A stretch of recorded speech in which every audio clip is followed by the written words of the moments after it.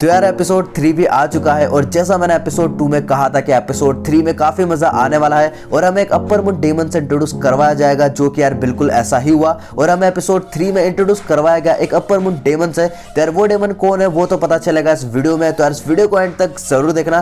तो hello guys, welcome back to the channel dragon anime. तो यार गाइस आज मैं करने वाला हूँ एंटरटेनमेंट डिस्ट्रिक्ट कार के एपिसोड 3 का रिव्यू, जो कि यार काफी डार्क होने वाला है। तो यार इस वीडियो को एंड तक जरूर देखना और इसी तरह के कंटेंट के लिए चैनल को सब्सक्राइब कर दो और साथ ही बेल आइकन को भी दबा दो ताकि ऐसा ही इंटरेस्टिंग और एक्साइटिंग वीडियो जो है वो आपको मिलते रहे। तो चलिए दोस्तों बिना देरी के वीडियो को शुरू करते हैं। तो यार हमने लास्ट टाइम एपिसोड 2 में देखा था कि जो तांजिरो है, जेनुत्सु है और इनोसुके है, वो तेंजन की वाइफ को ढूंढने के लिए लड़की बनकर वन ऑफ दी ओरन के हाउस में जाते हैं, जो होता है ओगिमोतो, तोकितो और क्योगोकु हाउस, जहाँ पे तेंजन की वाइफ है और तीनों का मिशन है कि उन तीनों वाइफ को बचाना। तो यार एपिसोड 3 की शुरुआत होती है एक ब्लैक एंड व्हाइट सीन से, जिसे देखकर लग रहा है कि ये किसी का फ्लैशबैक है, जहाँ पे उस हाउस की लेडी जो है वो इरन के पास जाती है और गुस्से में बोलती है कि जब से तुम इस घर में आए हो दिन पे दिन इस घर के लोग जो है वह गायब होते जा रहे हैं, आखिर यहाँ पे चल क्या रहा है, इसके पीछे तुम तो नहीं हो। तो फिर यार उसके बाद वो ओरन लेडी एक इविल स्माइल देती है, जिसे देखकर लगता है कि वो लेडी जो भी बोल रही थी वो सब सच था। फिर वो ओरन वो लेडी के पास जाती है और दरवाजा अपने आप बंद होता है और थोड़ी देर बाद वो दरवाजा वापस खुलता है, जहाँ पे वो लेडी वहां से गायब हो जाती है, जिसे देखकर लगता है कि वो भी उसी तरह गायब हो गई है जैसे बाकी को लोग उस घर से हुए थे। फिर उसके बाद सीन चेंज होता है, जहाँ पे एक कस्टमर आता है ओगिमोतो हाउस में और वो अंदर चले जाता है और अचानक से सीन चेंज हो जाता है, जहाँ पे माकियो बंधी हुई है और वो डेमन पूछ रही है कि वो लेटर्स वो किसे भेजती थी। और उसी कमरे के पास इनोसुके भी आ जाता है वो सीक्रेट ढूंढने माकियो का, जो अभी तक किसी को भी पता नहीं है। फिर उसके बाद सीन चेंज होता है, जहाँ पे जेनुत्सु को दिखाया जाता है, जो कि सोच रहा है कि जब से वो यहाँ पे आया है मैं अपने बारे में भूल चुका हूँ और जहाँ तक मुझे पता है कि मैं यहाँ पे तेंजन की वाइफ को हिनात्सुरु को ढूंढने आया हूँ, लेकिन उसको लेकर भी अभी तक कोई भी हिंट देखने को नहीं मिला। समझ में नहीं आ रहा कि मैं क्या करूँ। और वैसे भी 2 दिन पहले इस हाउस की मालकिन जो है वो मर गई थी और उस चीज को लेकर भी काफी लोग परेशान हैं और चुप हैं। फिर उसके बाद जेनुत्सु फिर से अपने आसपास के लोगों की बातें सुनने की कोशिश करता है कि क्या पता हिनात्सुरु के बारे में कुछ हिंट मिल जाए, लेकिन उसे एक बच्चे की रोने की आवाज आती है, तो जेनुत्सु बोलता है कि शायद कोई परेशानी में है। फिर उसके बाद सीन चेंज होता है, जहाँ पे इनोसुके धीरे धीरे उस कमरे के पास जा रहा है जहाँ पे माकियो और वो डेमन है, लेकिन वो डेमन को पता चल जाता है कि कमरे के पास कोई आ रहा है और वो बोलती है कि ओगिमोतो हाउस के पास वाकई लोगों की कमी नहीं है। और वहीं पे माकियो सोचते है कि मुझे भी कोई रास्ता ढूंढना होगा यहाँ से निकलने का,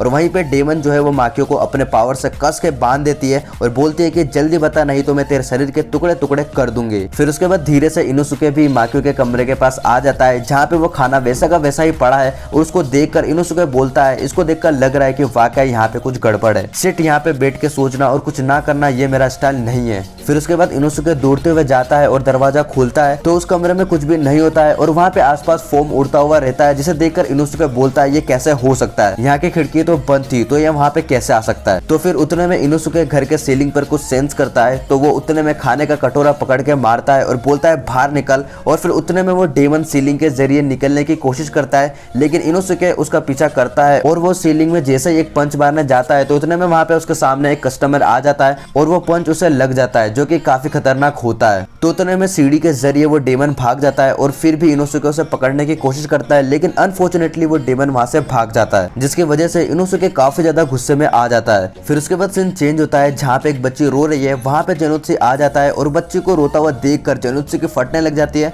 और वो बोलता है तुम ठीक तो हो ना, कोई दिक्कत तो नहीं है। और जेनुत्सु बच्ची को चुप कराने की कोशिश करता है, लेकिन अचानक से एक लेडी जेनुत्सु के पीछे आ जाती है, जो कि जेनुत्सु उसे सेंस कर लेता है और वो लेडी बोलती है क्या कर रहे हो तुम मेरे कमरे में। तो जेनुत्सु जो है वो शॉक्ड हो जाता है और उसके हाथ जो है कांपने लग जाते हैं और मन में सोचता है कि क्या मेरे पीछे एक डेमन है। वैसे मुझे लग तो नहीं रहा है कि मेरे पीछे एक ह्यूमन खड़ा है, इवन मैंने नोटिस भी नहीं किया है इसे आते हुए कि क्या ये पॉसिबल है कि कोई ह्यूमन अपने प्रेजेंस को इस तरह छुपा सकता है। मुझे लगता है कि शायद ये एक अपर मून डेमन है। तो फिर वो लेडी डेमन बोलती है तुम्हें मेरी बात सुनाई दे रही है या नहीं। तो उतने में पीछे से 2 लड़की आती है और वो बोलती है कि ये लड़की कुछ दिन पहले ही आई है यहाँ पे काम करने के लिए। तो वो लेडी डेमन बोलती है तो क्या हुआ, ये काम नहीं कर सकती है क्या। तो उतने में जेनुत्सु से बात काटते हुए बोलता है मुझे माफ कर देना तुम्हारे रूम में विदाउट परमिशन आने के लिए। तो फिर वो लेडी डेमन बोलती है क्या तुमसे भी कोई भद्दा है यहाँ पे, मुझे तुझे देखकर बुखार आ रहा है। फिर उसके बाद वो लेडी डेमन उस लड़की के पास जाती है जो रो रही होती है, तो वो बोलती है जहाँ तक मुझे याद है मैंने तुझे ये काम दिया था कि तुम इस कमरे को साफ करो। उसके बाद वो लेडी डेमन वो छोटी सी लड़की का कान पकड़ती है और बोलती है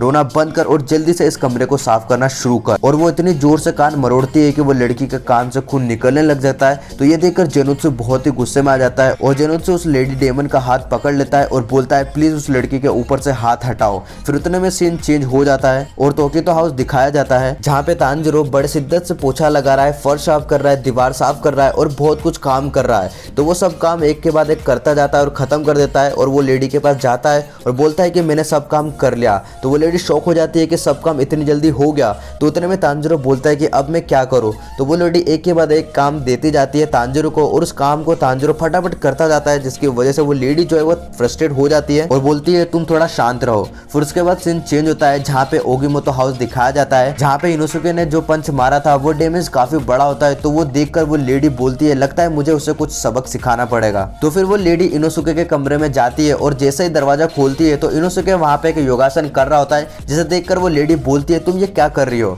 तो इनोसुके उसे इग्नोर कर देता है क्योंकि वो काफी डीप कॉन्सेंट्रेट कर रहा होता है और एक स्टंट करके वो खड़ा हो जाता है। तो ये देखकर वो लेडी जो है काफी शॉक्ड हो जाती है और वो सोचती है कि आखिर यहाँ पे चल क्या रहा है। तो फिर उतने में सीन चेंज हो जाता है जहाँ पे जेनुत्सु ने उस लेडी डेमन का हाथ पकड़ के रखा है और वो लेडी डेमन बोलती है क्या कहा तूने, फिर से बोलना। तो फिर जेनुत्सु फिर से वो बात बोलता है तो वो डेमन बहुत ही गुस्से में आ जाती है और बोलती है तुझे इतना पास देखकर तू और भी भद्दी लग रही है जैसा मैंने सोचा था। तो जेनुत्सु उसके गुस्से को देखकर डर जाता है और बोलने की कोशिश करता है, लेकिन उतने में लेडी डेमन बोलती है तेरी हिम्मत कैसे हुई मुझे टच करने की। और फिर वो अपने हाथ को झटकती है और एक जोर से उल्टे हाथ के पंच मारती है जेनुत्सु के और उतने में सीन चेंज हो जाता है जो कि एक फ्लैशबैक होता है 2 दिन पहले का, जब तांजिरो, जेनुत्सु और इनोसुके नहीं आए थे उस घर में तेंजन की वाइफ को ढूंढने के लिए। तो पता चलता है कि ये वही फ्लैशबैक है जो हमने एपिसोड के शुरुआत में देखा था, जो कि वो लेडी बोलती है कि तुम्हें ये सब बंद करना होगा जो भी अभी तक तुम करती आए हो, लोगों को मारना, उन्हें सुसाइड करवाना और आसिनो के कमिट करवाना। तो वो लेडी डेमन बोलती है लगता है तुम मेरी साइड में नहीं हो, तुम्हें नहीं लगता कि उनकी गलती है क्योंकि वो मुझे इरिटेट करते थे। तो वो लेडी बोलती है कि मैंने तुम्हारी बहुत मदद कर ली लेकिन तुम्हारे बारे में मुझे अब कुछ भी ठीक नहीं लगता। तो वो लेडी डेमन गुस्से में आ जाती है और बोलती है तुम्हें पता है ना किसकी कमाई ने इस घर को ऊंचाई तक ले गया है। तो वो लेडी काफी ज्यादा डर जाती है और बोलती है बहुत साल पहले जब मैं एक बच्ची थी तब एक बूढ़ी लेडी ने मुझे बताया था कि एक औरन थी जो बहुत ही खूबसूरत थी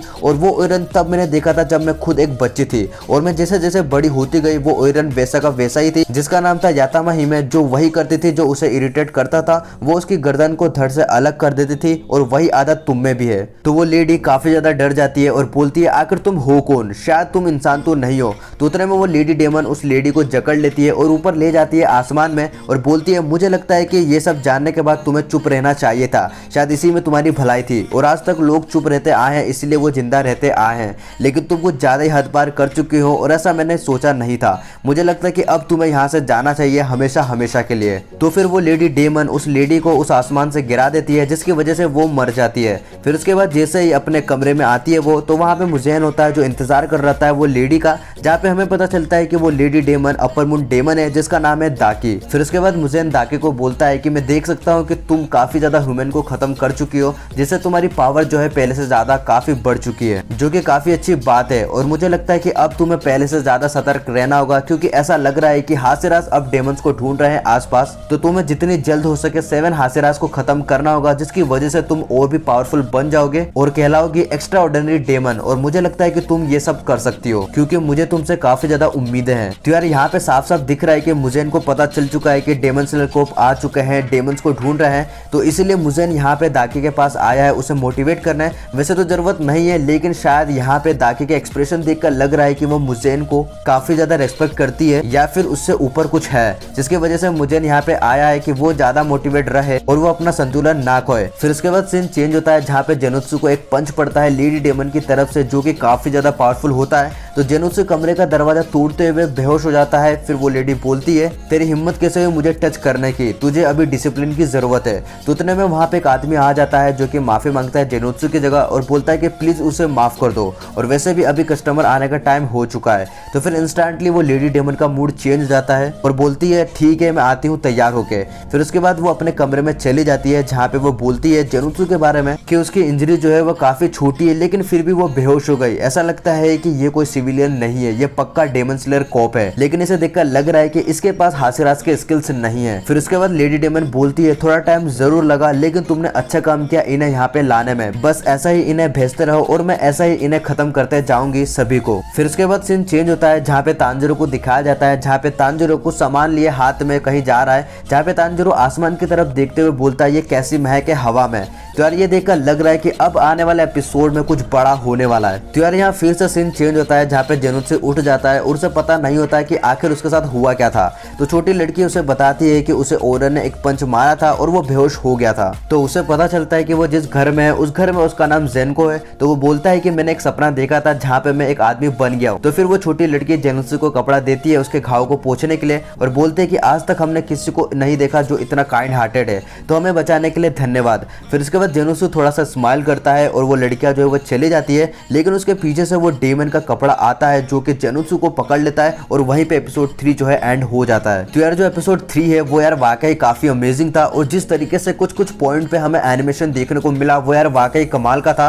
और यार एपिसोड 3 में सबसे इंपॉर्टेंट बात मुझे इसका बैकग्राउंड म्यूजिक लगा, जिसे सुनने के बाद जो एक वाइब दे रहा था ना, खासकर तब जब डेमन को दिखाया जा रहा था तो यार तब लिटरली एक एविल वाइब दे रहा था, जिसे देखने और सुनने के बाद ऐसा लग रहा था कि भाई दिस इज अमेजिंग। तो यार बस आज के लिए इतना ही। इससे रिलेटेड कोई भी क्वेरीज हो यार मुझे कमेंट बॉक्स में जरूर बताना और इंस्टेंट अपडेट के लिए आप मेरे इंस्टाग्राम अकाउंट को फॉलो कर सकते हो, जहां पे मैं एनिमे से रिलेटेड डेली अपडेट देता रहता हूं। तो उम्मीद दोस्तों आज की वीडियो आपको जरूर पसंद आएगी। अगर पसंद आई तो प्लीज इस वीडियो को लाइक करना मत भूलना और साथ ही मेरे चैनल को सब्सक्राइब करना भी मत भूलना। तो मिलता है दोस्तों अगले वीडियो में एक इंटरेस्टिंग टॉपिक के साथ। तो गुड बाय।